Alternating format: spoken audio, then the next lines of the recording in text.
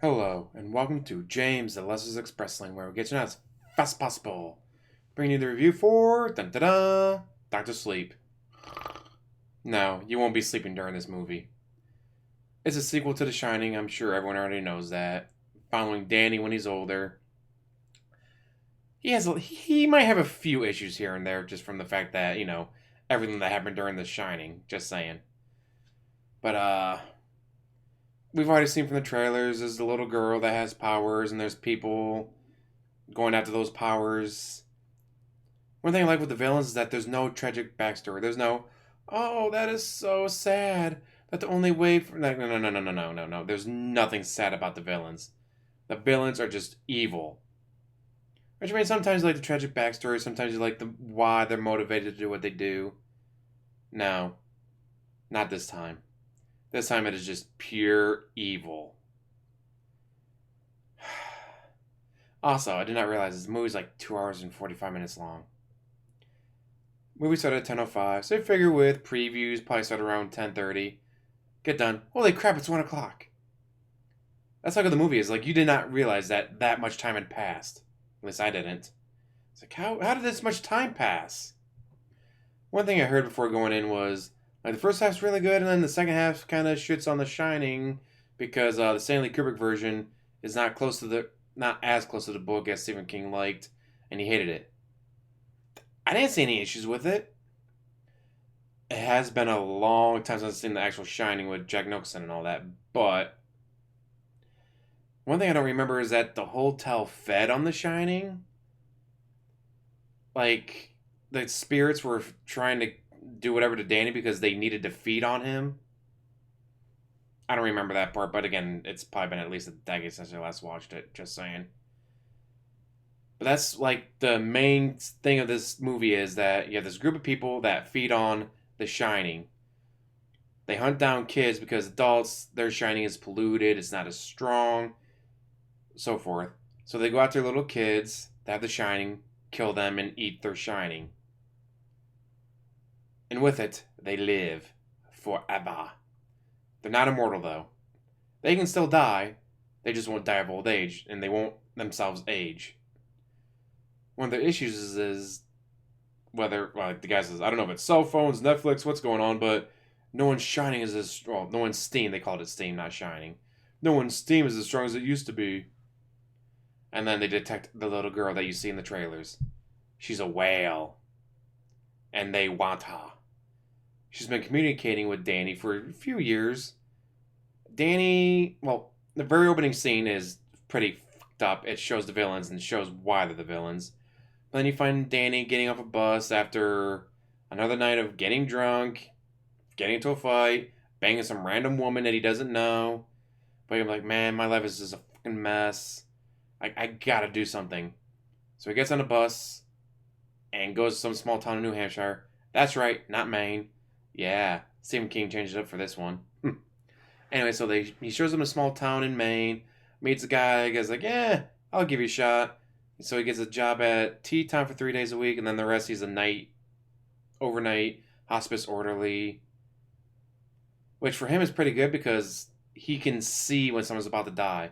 Why he's called Dr. Sleep, because, like, well, there's also a cat. There's a lot of stuff going on. There's 3 hours worth of movie to go over. There's a cat. Like, we've heard those stories before. Like, oh, yeah, whenever a cat goes to visit someone, they immediately call the person's family. Because, like, hey, yeah, the cat just visited your elderly grandfather. He's probably about to die, so you might want to get over here. Well, that's what the cat does, and he follows the cat. So he's the last person that these people see before they pass on. He assures them, like, don't worry, there's something beyond this. Just go to sleep and you'll be better. Oh, another thing that they showed that I don't remember from The Shining is that, alright, they shut down the hotel. The spirits inside get hungry because there's no one else showing up because it got condemned. So they started going after him when he's a little kid. Well, the African guy from the first one, he shows him like, oh yeah, you just got to put them in a box. And then he teaches them how to put them in a box. And so, like, after maybe 6 months after leaving the hotel, he's got all the spirits locked up in a box. Except one. God, there's so much that goes on in this movie, and I don't want to spoil too much. I'll save spoiler section for the end, but so it's like it starts off like, okay, it's really fucking creepy, and then all right, well, it's not so creepy now because he's got them all locked up. And you got this little girl that's seeing and hearing and doing things that she shouldn't be, while he's gone off to some small town. He's going to AA. He's trying to get better. Uh, they explain like he has a shining, the girl has the shining, but others have the shining too. Some of them just aren't that strong. Some are just, husband goes, you know what, I should probably buy flowers on the way home from work today. When he gets home, the wife's like, oh my God, I've had such a terrible day. Thank you for getting flowers. Like, she didn't tell him. He just knew that, no, he should, let's buy her flowers just because I should. And then it turns out she was having a really shitty day. And so buying her flowers made her happy. You get people like that with that kind of shining, where they get that gut feeling like, we probably shouldn't go down that way. We should go that way. But they don't realize it's the shining. They just, it's a gut feeling where I'm just being nice to my wife today. Then again, you get kids like this baseball player that never misses a swing. It's almost like he can read the pitcher's mind. It's because he can. So you get the villains are not the actual spirits. I thought the spirits from the hotel were going to be the villains. Turns out they're not. It's this group of people that feed on this shining to stay alive for hundreds of years. But again, they're having issues where they're not finding them as they used to. And when they do find them, they're not as strong. Now, some of them they don't kill. Some of them they actually have them join them. Like, we need a pusher. What's that? They can tell people what to do and they'll do it using their shining. We lost one 6 years ago. We haven't found one since. We'll kidnap this one and brainwash them to joining us instead of feeding on them. And so actually, when they're going at the little girl, it's like, well, do we have her join us? If she's as powerful as you said, we should have her join us. And the one that's kind of the leader, she's not really the leader, but she is the leader. It's hard to explain. She's like, no, we can't allow this to go. We have to feed on this. Pretty much a case of, she's too powerful to let live. We have to kill her because she's too powerful. If we let her join us, it's not going to end well for us. But her parents know. Her parents know she has special abilities, but they try to ignore it. And she tries to not use her shining because she's like, my parents look at me weird and treat me differently after I use it, so I'm going to not use it. But she's still talking to Danny. Danny obviously didn't know who she was at first. Like, he's in a new town, and I'm like, oh, hello. And he's like, hi. And then time skip like 5-6 years later. It's like they talk to each other every day, and like she's like, good morning. Shouldn't you be getting ready for school? Stuff like that. There's a lot of cute things here and there, and the different abilities, the different powers they show between the different characters. Like her powers are different from his. His are different from Rose, who's the person from the group. And then you have the Crow, whose powers are also different. And there's 3 hours to this movie, so there's a lot that goes on. Should you see it? Yes. Like I said, I didn't realize it was almost 3 hours long. I'm like, wait, it's 1 o'clock? How is it 1 o'clock in the morning already? It was. And now it's 2:30 in the morning. Tier. But yeah, this movie was really good. I highly suggest you go see it. I don't know why people thought like the first part was good and the second part was bad. Like, I thought all of it was good. There's a couple parts here and there that go a little slow. But you get that slow burn to build up to what's going to happen next. So yeah, I would say definitely go see it. It's worth watching. Now, I'll give a pause before we go on to spoiler section. And 1, 2, 3. The hotel, I thought it was going to be bigger. It does play into the end, but it wasn't as big as I thought it was going to be. There's one part I'm like, oh, they're going to the hotel, and then they didn't. They later did what I thought they were going to be doing, but that wasn't until later. Because the group find the girl, they know where she is using their powers, and so Danny and her take off, hide one place, except it's a trap. Him and his friend that got him the job and got him the apartment, and that he's been best friends with for over 5 years, set up a trap where the bad people show up, and the little girl's sitting there on the picnic table, and they get the injection. Ha! Inject! Huh. It's actually a stuffed bunny. She used her powers to make them all think she was there, but it was a stuffed bunny. While Danny and his buddy are off in the woods up on a hill with rifles, start taking them out.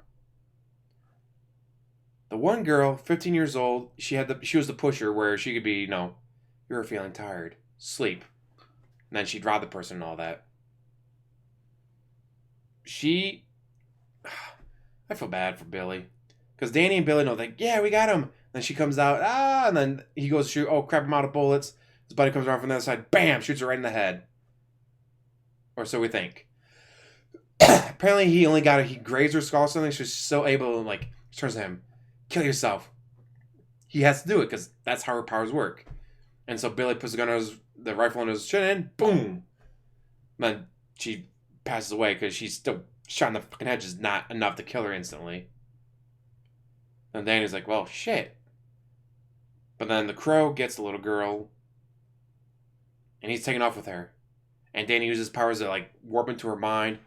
Like, she wakes up, and the guy's like, oh, you finally awake, huh? Ah, God, feels like a hangover. I know, some powerful stuff I gave you. Can't feel like this in years. The crow's like, wait, what? Like this you're like 13, you've never been hungover before. Then he realizes what's going on. Then he reaches for the gun. He's like, I don't think Rose would like you shooting the prize. And then he pulls his hand away. And, also, I realized. What? Arrogance. What do you mean? Arrogant of you. Again, what do you mean? You figure you're going to live forever so you don't wear a seatbelt. Use the powers to jerk the steering wheel and drive him to a tree. The girl is strapped in like 5 different belts to hold her in place to keep her from escaping. But the guy wasn't wearing a seatbelt, so he goes flying out the windshield, breaks his neck and all that, dead. So the little girl's able to escape, meets up with Danny. Now they got to take care of Rose, the last of the evil group. God, I mean, there were some really trippy visuals. The entire time it's just creepy. Like the stuff that they're doing to little kids is like, I don't like that. And doing to each other and doing to adults is just this. Oh, and then when they get to the hotel, he walks in and it starts powering on. Like the detective's shining, the hotel's hungry.